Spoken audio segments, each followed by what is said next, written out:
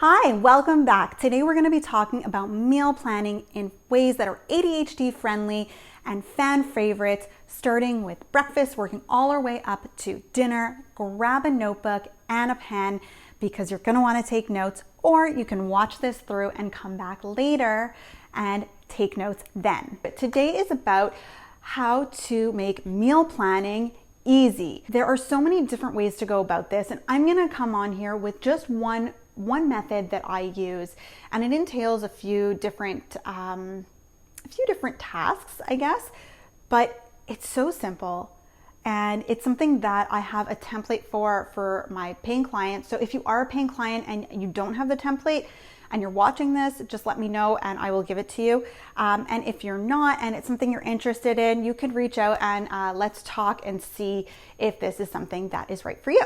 So making your meals, your plan easy, and also your prep and cleanup easy. When it comes to meal planning, it could be super overwhelming, especially if you're prepping for more people than just yourself. So either if you live with roommates or you have a partner or kids, it's very overwhelming to think about prepping for other people because they're depending on you and you already feel overwhelmed yourself.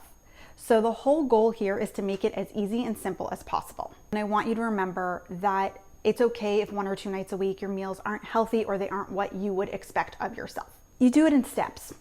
That's the first thing. I want you to remember that everything is in steps. You don't have to do it all at once, because if you do everything all at once right before dinner, it becomes too overwhelming and it's not going to get done. Same thing with lunch and breakfast. Breakfast should always be easy. We do cereal or smoothies here, and our smoothie maker goes right in the dishwasher. And there are days I forget and it gets hardened. And then I have to soak it and I get frustrated. But for the most part, we try to make every meal as easy and as simple as possible. My grocery list every week is the same, in order to make sure that I have the standard items that I know my kids eat and that are fan favorites. When it comes to actual meals and what you're making, what you're going to think of is, for breakfast, low, easy. It could be cereal, it could be a smoothie. If you like eggs, eggs are relatively easy to prepare. And if you have a dishwasher, you just put the pan and the spatula in the dishwasher. For lunch, leftovers or a sandwich. Dinner is the meal that involves the most prep. So like I said, I do it in steps. So these vegetables are going to be for tonight, so I'm going to do it in steps. After I get off of this video, I'm going to literally just rinse the vegetables and leave them on a towel to dry throughout the day. And then later, I'm going to come chop them. So first, we're going to talk about vegetables. Vegetables could be fresh produce like this, which I wash early in the day, and then if it doesn't have to be refrigerated, I literally leave it on the counter while I go about the rest of my day, and then I chop it up while whatever warm food I'm making is in the oven. And this is where I do my chopping, and I don't know if you can see it, but my oven is literally right beside it, and then my sink is within reach right to my right over here. Everything is done in the same area. This is one zone. This is my cooking, prep, clean zone.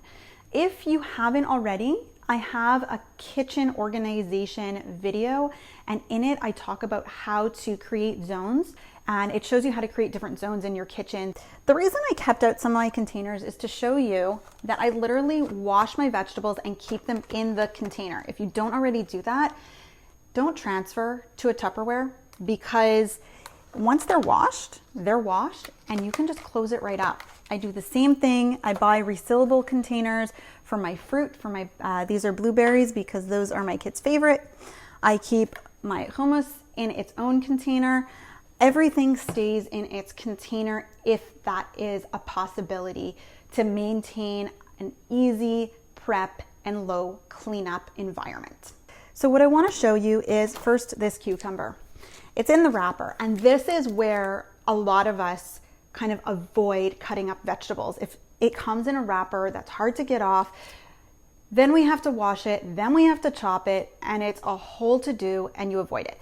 And what I'm gonna do is literally, I'm not gonna wash it or anything. I'm gonna just rip off the plastic as I talk to you here. And this is not the most efficient way, Sometimes I take a knife, but honestly, I dropped some. Whatever, I'll pick it up after. Or maybe I won't because I might forget. If you're serving others, think of the vegetables that they like to eat. So if the other people like to eat peas and broccoli, buy frozen bags of those. So you always have them on hand. If you have them on hand, then you can give, especially if you have little ones, you can give them a choice. What would you like to eat tonight? And they choose, and they're more likely to eat it. So that's a huge thing that could really help reduce your overwhelm and entice your little ones if you have them. And when it comes to the main course, you're usually doing a protein or a grain. What I like to do is on a rotation, I always think of my meals as light, heavy, light, heavy. A light meal is usually fish or something more vegetarian, and a heavy meal is meat-based or poultry, pasta, pizza, things like that. And I also try to rotate a grain with a protein. So last night we had fish, which was light, so tonight is going to be heavy, and we're actually going to be having pizza. Rotating light, heavy really helps in your brain because most of the time you can remember what you ate the night before. So you know in advance, okay, last night I had a fish, tonight it's going to be heavy, maybe I'm going to make spaghetti. It's also important to know which staple items you should always have in your house. What are the fan favorites that are non-perishable that you could always have on hand? Bread for sandwiches, jars of pasta sauce, variety of frozen veggies. Oh, this is a good one. The pre-made marinades. Pre-made marinades are very, very good to have on hand for your fish, your chicken, your meat, whatever you might be making. Have pre-made marinades. If you don't like to use pre-made marinades, but you're a super busy human, because we all are, just have a couple of them on hand so you're more apt to make your meal than to avoid eating altogether and then snack on the most unhealthy junk that you could find. Because when you don't eat a meal, you're more likely to reach for that bag of chips or to run out to the nearest corner store and buy a chocolate bar or whatever, and then you feel terrible after. And other frozen meals. So if you've got young ones, frozen fish sticks, frozen chicken fingers, you can buy frozen pasta dishes, frozen mac and cheese. There's so many different things. You can buy hamburgers that are pre-made. All of those things you can buy pre-made just to have in the house so that you know on the days where you don't have time to cook or prep, you have something available. The other thing that you might want to check out that I forgot to mention is the pantry organization video. It's a great way to organize your food storage so that everything is easily accessible when it comes to food prep.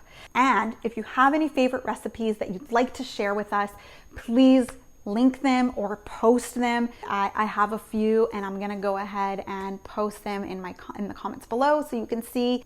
I hope you enjoyed this. Thanks for watching. If you haven't already, grab the ADHD calendar roadmap. It's a time management tool, a free resources for you.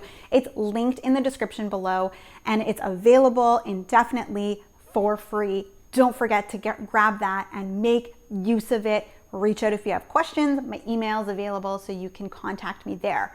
If you haven't already, join the Facebook group for women with ADHD, also linked below. And if you're looking for personalized support, you can reach out directly by email or click the link in the description. That will lead you straight to my website that talks all about the program and how I can help you with your ADHD challenges to overcome and work through your obstacles. And if you're looking for some references or testimonials, they are all on the website, and there's more in the Facebook group. See you soon. Bye.